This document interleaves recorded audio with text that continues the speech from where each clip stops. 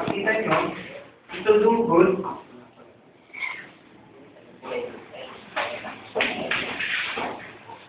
Magdudugol, dugol, and communicate. Communicate. So, yung talata na yun, kung babasahin nyo, pakibasa nga ako. Hebrews 13:19.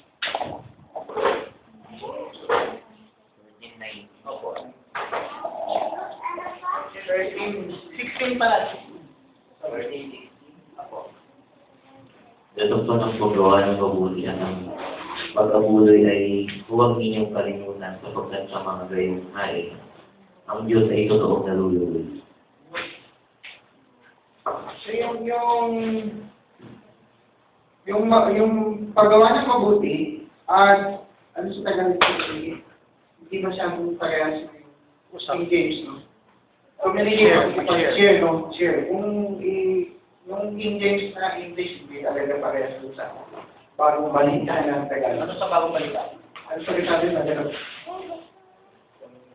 Dato po ng paggawa ng mabuti at ang pag-abuloy ay huwag ninyong kalimutan. Share din yung share. Si abuloy, ipa-connotation natin, yung abuloy, ay tulong. So, communicate, for the word communion, di ba? Commune. Sharing. So, yung paggawa ng mabuti, na hindi natin dapat kaligtaan, hindi lamang yung mabuting gawa sa kapatid. Na tumulong ka, at gumawa ka sa kanila ng, binigyan ng pagkain, bigas, o pera, pagbili. Pero spiritual. Ginamit mo yung mabuting balita? Hindi. King James na ako eh. Ayoko nga ng mga translation na yun. Gusto ko lang yung translation. Pero mabuti din eh. Sa akin lang yun ayoko gamitin talaga yung Tagalog. So ginagamit ko talaga yung King James. English. Kasi yung translation na yun, hindi naman talaga Tagalog. King James yan. Hindi naman King James yung Tagalog. So, NIV din yan. Ngayon, ang isang kapatid, so it's an angel. Angels, so natin meaning ng angels, messenger. So, messenger yan, di ba? Sa Greek, angelus. Then, tayo, mga kapatid, di ba? Ang kapatiran, kailangan meron siyang pabasa report. Diba? Then, yung PDD niya, yung FPD niya, yung Bible study kasi gabi na may yung kasama sa bahay, may mag-share. So, advertisement lang. Kung gusto nyo maka-encounter, ako kasi generation ko yung oneness na UPC. Pumunta sa bahay. Tapos yung isang dati, nawala na yun, ito lang niya eh. Ayaw na sa amin. Ito naman, gustong-gusto sa akin. Sinubukan ko kasi na-set up ko na doon sa ibang denomination talaga eh. Pero itong oneness na kaiba, mayroon siyang something na virtue na asceticism talaga, na mainit siya. Kakaiba siya kahit from Tanay, pumunta pa sa akin. Parang ayaw ko na nga eh, parang na ako sa ko. Sige, kung ayaw mo, di ba? Pero ina-advertise ko ngayon to, kung gusto nyo, may experience yung UPC setup. Pwede nyo siyang tanong eh. Pero ako parang balat tupa. Na hindi ako wala. Kasi gusto ko ma-set up yung mga pamangkin ko, pati sila makikita. Gusto nyo magturo. Gusto nyo mga bahay. Gusto nyo ma-set up din. So sa bahay natin, hindi natin alisin yung family devotion natin. As yun yung bumubuhay sa atin, di ba? Bumubuhay spiritually, kailangan may kantahan. Kung dati pabasa report lang tayo, hindi naman hanggang pabasa report lang. So gawin na natin, yung anak natin, mag-share siya. Nagawa namin yan, pinag-schedule ko sa inyo. Hindi, sa bahay, kina tatay, tuloy-tuloy, may kantahan. Ganon, may nagtatantik. Kaya, yung hindi na ituturo ng mga pastor dito, na ituturo na sa bahay. Ibig sabihin, yung kakulangan natin dito na ituro sa member yung iba, Tingin ko hindi ka kulangan, ano? Matagal na sigurong hindi na natuturo, kaya hindi alam din ng ibang membro, so sa bahay nagagawin to. So yung apostolic doctrine, ang pinaka-perfect na siya na yung materials na gagamitin natin na pagpupuno doon sa mga hindi alam ng mga sa mga tahanan na dito kasi minsan personal revelation natin yung ginagamit natin is conviction natin para sa iglesia. Pero hindi natin na ituturo yung basic. So sa bahay na yun, ang gagamitin natin yung apostolic doctrine. Kung hindi may tuturo dito yung 70 weeks, sa bahay may tuturo na. So ang purpose nun, yun. So paano naging anti-angels? Tayo mismo, naging anti-angels tayo, kung may ganun tayo sa bahay. Yung anak natin, sila yung nagiging mensahero, pabalik yun. Parang adoption yun eh. Unti-unting training sa anak mo, na-adapt mo siya. Paano na-adapt? Nagiging anak mo talaga siya. Physical anak mo yan, pero spiritual, hindi pa anak mo yan. Wala pagkana sa word yan eh. O, hindi niya tinatanggap pa, kung anong tinatanggap mo ngayon. Kahit nag-report yan dito, hindi pa niya tinatanggap yan. Kasi later on, pagkabas niya, kailangan, makulit rin mo. Piling pa yan lahat. That is, Teknon, Teknion, Curious, di ba? Yun yung isahin na yung stage na from being child, then son, magiging son. Yun yung sila ni Bali Madianan kanina. So yun po, sabi ko dito, yung class na ginawa ni Van Francis, no? So tayo, may klase ng angels. Angels in the sense na sa church. Sa loob ng church, may angel. Ito yung mga angel na yan. Angel in the church, yun yung mga kapwa natin, mga brethren. So kaya nga, tayo, hindi tayo pwedeng kailangan talaga magpalakasan tayo mga kapatid. Hindi tayo yung nagpapahinaan. Kaya ang sabi doon, ang angels, kaya linagay yan, whether negative ba, or positive yan, magandang bagay yan sa'yo. Kasi yun yung nakakapagbigay ng kalakasan. Alam niyo ba yung negative side, nakakapagpalakasan sa'yo? Lumakas ang loob ko, kinitisays ako ng mga dati umalis dito. Daming kinitisays sa akin, pero hindi ko na nalaya, nakayanan ko pala yun. Lumakas ako lalo. Pag naranasan ko na ulit yun, kaya ko na. Diba? Nagpapasalamat ako sa kanila, ginawa nila sa akin.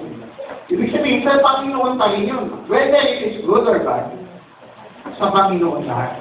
Sa pagagawa ng Panginoon na para may purpose siya sa atin. Ano pa? Sabi niya dito, tayo mismo angels. Why? Paano? Sabi niya, in our time, we must be angels. Paano gagawin natin? Nakakahalubilo natin kapatiran. Walang kwento ang buhay. Buhay. Every time na may meet mo yung kapatid na nangangailangan, return mo na siya. Yung pangangailangan niya, sabi dito, kailangan mo yun yung laging gagawin mo. Pag ginawa mo yun, yun yung tunay na brotherly kindness. So, papunta pa lang tayo sa agape, na hindi pa natin yung nagagawa eh. Pero, yung pagganap mo as sinishare mo kapatid, nagpapaalala ka sa kanya, papunta din yun dun sa agape, pero brotherly kindness pa rin yun. Sabi ni Samkra. Then sabi niya dito, how to show your love to your brothers. Rather than talking nonsense, reckon that if they do all their assignments in the family, that's how you show your love to him.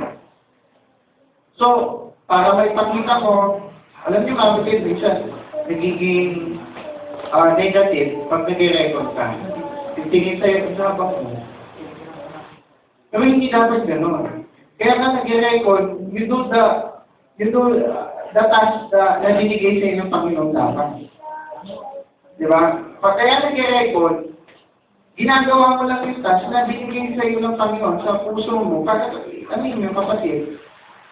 Walang personalan. Trabaho lang. Sabihin, yun yung angel. Kaya ang Panginoon, gumamit siya ng theophany Tama ko lang yun, magsalita siya in the first person. Ako, sabi niya, I am the God of Israel, I am the God of Moses, ganyan. Pero angel yun, hindi wala siyang magagawa, bakit sabihin lang niya, kasi siya yung vessel. So same lang tayo, mga kapatid. Kaya, minsan, hindi pwedeng, kaya sabi nun ay, nahiya ako. Baka sa akin, ma-offend. Hindi, sabihin mo lang sa kanya. I-record mo lang siya.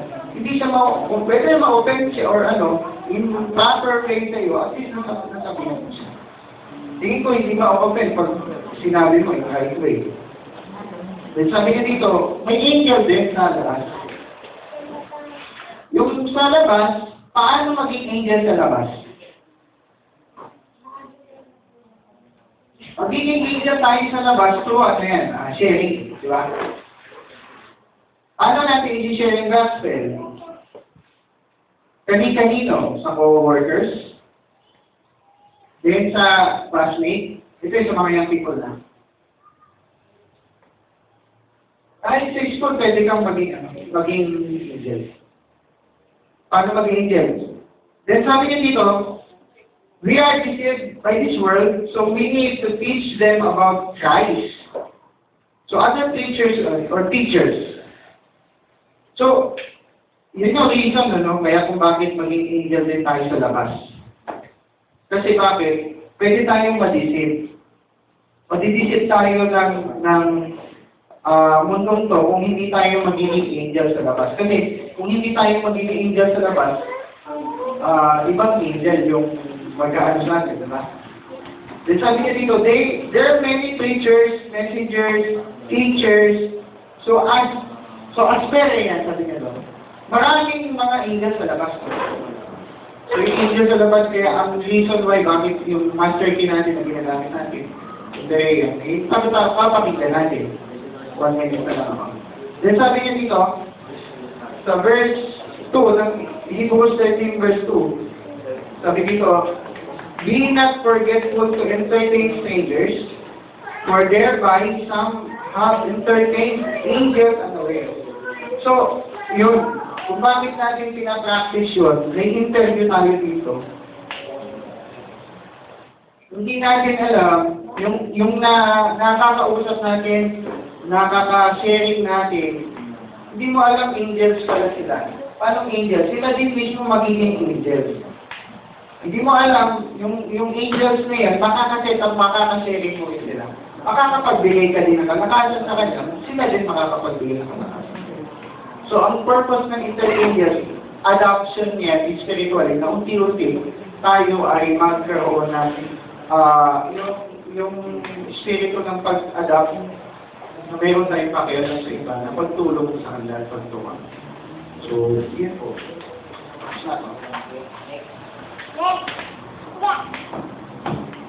Kasi sakto na eh. Alam ba?